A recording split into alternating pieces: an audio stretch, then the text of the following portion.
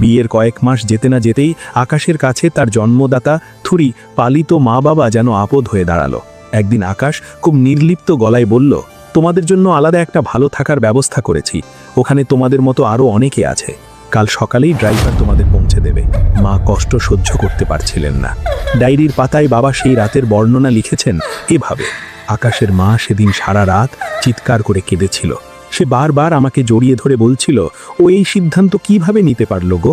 যেদিন স্টেশনের সেই কোণ থেকে ওকে কুড়িয়ে পেলাম, সেদিন থেকে নিজের সব সুখ বিসর্জন দিলাম। এই সমাজকে পরোয়া করিনি, লোকে কত কথা বলেছে। ওকে হারানোর ভয়ে নিজেরা আর কোনো দিন সন্তান নেই না।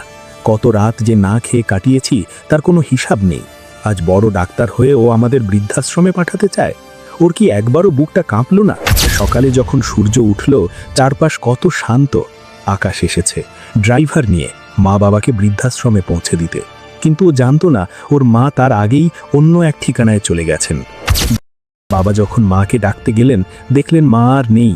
ঘুমের মধ্যেই তিনি এক গভীর অভিমানে পৃথিবী ছেড়ে বিদায় নিলেন।